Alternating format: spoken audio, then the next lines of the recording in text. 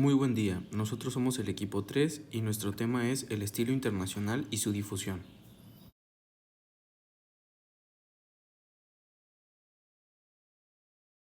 El estilo internacional. El estilo internacional, también llamado movimiento moderno o racionalismo, fue un estilo arquitectónico que se desarrolló en todo el mundo entre 1925 y 1965. Suele ser considerado como la principal tendencia arquitectónica de la primera mitad del siglo XX y fue el resultado de varios factores como la industrialización, la mecánica, la ingeniería y los nuevos materiales.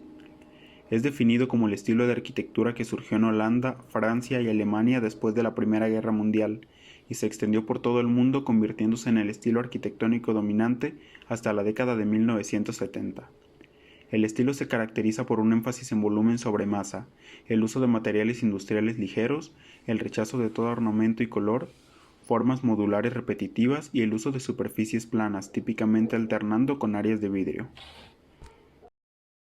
Contexto histórico. El neoclásico, el renacimiento gótico, el renacimiento colonial y otros estilos basados en la imitación prosperaron, poniendo el mayor énfasis en el diseño. Estos edificios a menudo combinaban elementos de diferentes estilos de manera ecléctica e inconsciente. La arquitectura de estilo internacional se desarrolló primero en Europa occidental como un rechazo de la ornamentación del siglo XIX y principios del XX. Por esta razón, alrededor de 1900, varios arquitectos de todo el mundo comenzaron a desarrollar nuevas soluciones arquitectónicas para integrar precedentes tradicionales con nuevas demandas sociales y posibilidades tecnológicas. Antes del uso del término estilo internacional, algunos arquitectos estadounidenses como Louis Sullivan, Frank Lloyd Wright e Irving Gill ejemplificaron las cualidades de simplificación, honestidad y claridad. El desarrollo de dicho estilo en la Europa occidental de los años 20 se moldeó por las actividades del movimiento holandés de Style, Le Corbusier, el Deutscher Werkbund y el Bauhaus.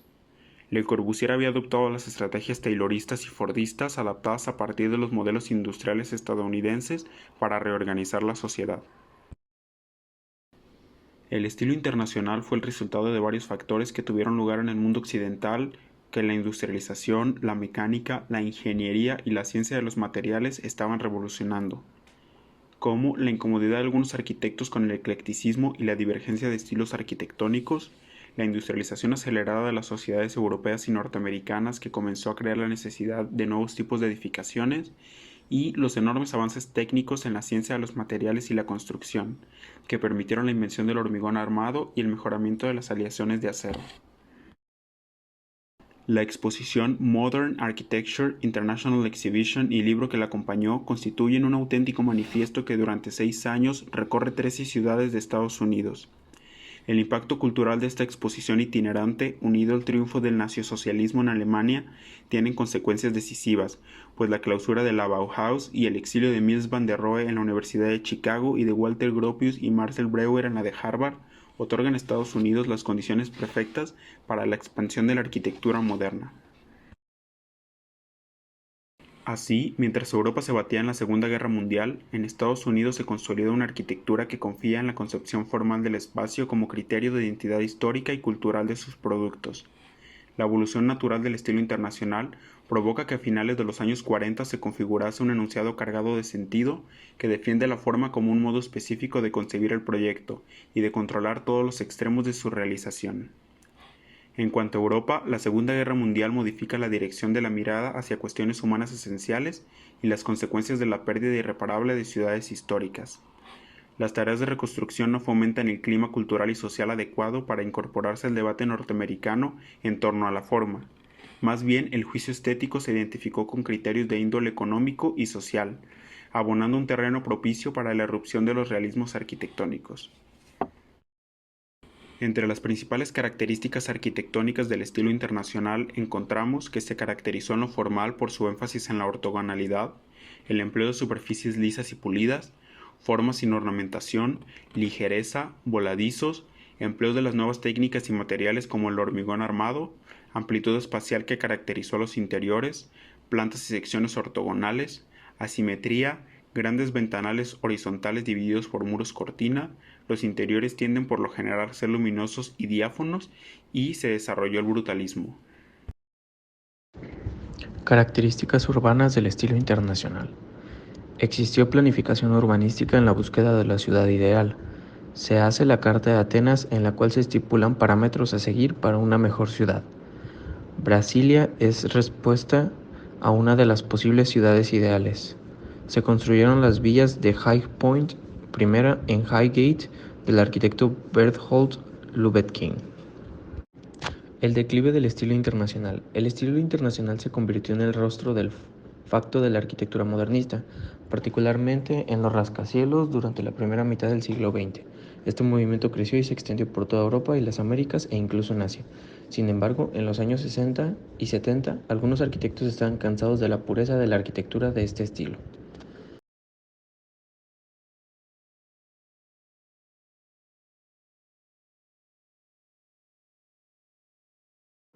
Algunos de sus principales exponentes fueron Walter Gropius, que fue el fundador de la reconocida escuela de diseño La Bauhaus en Weimar, Dessau y Berlín. Emigró a los Estados Unidos en 1937, donde se convirtió en director de la Escuela de Graduados de Diseño de la Universidad de Harvard y se estableció en una asociación conocida como TAC, The Architects Collaborative. Después se encuentra Le Corbusier, uno de los grandes arquitectos del siglo XX, cuya arquitectura simplificada hasta sus principales características funcionales, como podría ser la ventana, rampa, escalera y columna, también estaba especialmente preocupado por maximizar la entrada de luz en un edificio, reemplazando los muros de carga en su fachada, y sus diseños algo utópicos a menudo se caracterizaban por el uso intensivo de hormigón armado prefabricado. Richard Neutra personificó tanto el estilo internacional que obtuvo el reconocimiento mundial como defensor del diseño moderno. En los Estados Unidos tuvo una fuerte influencia en la arquitectura, particularmente en California. Su diseño para Lovell Health House en 1929 de Los Ángeles tenía balcones suspendidos por cables de acero. El esqueleto de red abierta fue transportado a la empinada ladera en camión. Cuando la casa apareció en el segundo libro de Neutra América, publicado en Viena en 1930, fue aclamado como un mago tecnológico. Luigi Mies van der Rohe. Mies van der Rohe, el tercer y último director de la escuela de la Bauhaus, emigró a Chicago en 1938, donde se convirtió en director de arquitectura en el Instituto Armour de Chicago. Tal era su energía e innovación que a fines de la década de 1940 se había convertido en un mentor muy influyente para toda una generación. Él y sus seguidores, conocidos colectivamente como la Segunda Escuela de Arquitectura de Chicago, se identifican más claramente con los rascacielos de vidrio y acero como los apartamentos. Segunda Escuela de Chicago. En Estados Unidos, gracias a una gran parte a Mies y la Segunda Escuela de Chicago, incluidos Skidmore, Owens y Merrill, y brillantes genios estructurales como Fazlur Khan, los atributos geométricos limpios y aerodinámicos del estilo internacional llegaron a dominar la arquitectura de los rascacielos durante las décadas de los 50 y los 60, en una era en la que el modernismo corporativo y el análisis de costo-beneficio estaban a la moda. Por lo tanto, el estilo internacional proporcionó el fundamento estético para los edificios de torre de bajos costos que se convirtieron en símbolos de estatus de poder corporativo. Y finalmente, Philip Johnson, quien ha tenido un profundo impacto en arquitectos americanos por más de 6 décadas. En la década de 1930, como historiador de la arquitectura, ayudó a introducir la arquitectura moderna, la caja de vidrio, a Estados Unidos con un libro y una exposición sobre el estilo internacional en el Museo de Arte Moderno de Nueva York. En la década de los 60 comenzó a invertir en sus edificios modernos con referencias históricas. El hombre que introdujo la caja de vidrio se convirtió en el que la rompió, con sus Ides Tower, Minneapolis, conocida por sus distintivos stepbacks.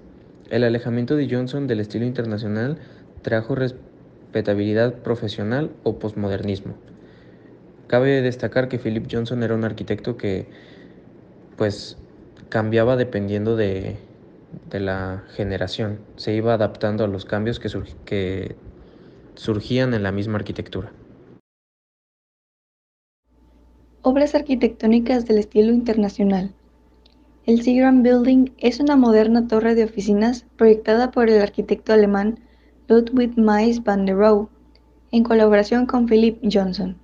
Es la sede central de la corporación Seagram. Símbolo del mundo industrial contemporáneo, ilustra el lema del arquitecto "menos es más". El edificio cuenta con 39 pisos en 157 metros de altura y fue construido entre los años 1954 y 1958. La amplia Plaza Seagram se extiende sin límites entre el interior y el exterior del edificio. Además, el techo blanco de acceso se estira al exterior por encima de la entrada, conectando interior y exterior.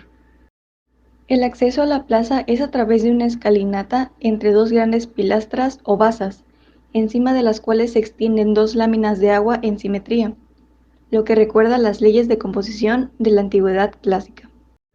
La casa Farnsworth es una vivienda unifamiliar ubicada en Illinois y construida entre 1946 y 1951. Esta obra es uno de los mejores ejemplos de la arquitectura de vivienda unifamiliar del siglo XX y un ícono de la arquitectura mundial. La casa, construida en acero y vidrio, es una muestra por la sencillez arquitectónica y la perfección en los detalles constructivos. El ahora conocido como Loews Philadelphia Hotel es un monumento histórico nacional y fue el primer rascacielos del estilo internacional construido en Estados Unidos. Fue construido en 1932 y fue diseñado por los arquitectos William Lees Case y George Howe. El Crown Hall fue diseñado por el arquitecto alemán Ludwig Mies van der Rohe. Es la Facultad de Arquitectura del Instituto de Tecnología de Illinois en Chicago. El edificio de 2 pisos se configura como un rectángulo puro, de 1,67 por 36 por 7 metros, que encierra un espacio interior libre de columnas en el espacio superior, apoyado sobre un nivel inferior rehundido. Se caracteriza por una estética de simplicidad industrial, con una estructura de acero expuesta y claramente articulada. De style o neoplasticismo holandés. De style, también conocido como neoplasticismo, fue un movimiento artístico holandés fundado en 1917 en Leiden. De style estaba formado por artistas y arquitectos. En un sentido más restringido, el término de style se usa para referirse a un cuerpo de trabajo de 1917 a 1931, fundado en los Países Bajos. Los defensores de style defendieron la abstracción pura y la universalidad mediante una reducción a lo esencial de la forma y el color. Este pequeño movimiento trajo bastantes ramas de sí mismo y sustentó las bases de nuevos movimientos como lo es el modernismo, el funcionalismo y el racionalismo. Y como grupo de diseñadores también presentaron sus bases creativas. Por ejemplo, tenían en mente una arquitectura antidecorativa, no monumental, abierta, elemental y lo que más destaca, el uso de colores primarios en todo. Contexto histórico. The Style es también el nombre de una revista publicada por el pintor, diseñador, escritor y crítico holandés Theo van Doesburg, quien sirvió para propagar las teorías del grupo. Esta revista fue una de las más influyentes de su tiempo, ya que tenía la finalidad de lograr un estilo válido, que sustituyera lo individual por lo universal. En ella, todos los artistas que colaboraban y que abogaban por un progreso radical de las artes publicaron críticas, teorías y manifiestos. Editada por Theo van Doesburg desde 1917 hasta su muerte en 1931, promocionó el neoplasticismo y más tarde el dadaísmo. Fue una de las publicaciones de arte más influyentes de su tiempo. El último trabajo apareció en 1932. La mayoría de los miembros visualizan un entorno utópico a través del arte abstracto, la armonía universal en la integración completa de todas las artes. Las obras evitaron la simetría y lograron un equilibrio estético mediante el uso de la oposición. Influencias artísticas. En muchas de las obras tridimensionales del grupo, las líneas verticales y horizontales se colocan en capas o planos que no se cruzan. lo que permite que cada elemento exista independientemente y sin obstáculos por otros elementos. Esta característica puede encontrarse en la casa Rietveld y la silla roja y azul. The Style fue influenciado por la pintura cubista, así como por el misticismo y las ideas sobre formas geométricas.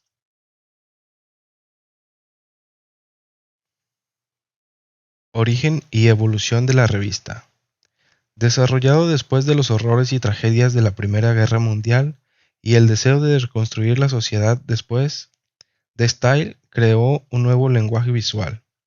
El movimiento artístico de Style fue construido y desarrollado por la revista llamada The Style, creada por el artista holandés de Van Doesburg en 1917 hasta su muerte en 1931, cuando se publicó un número final en memoria de Van Doesburg. Se imprimió en papel barato con ilustraciones impresas en verde claro o gris.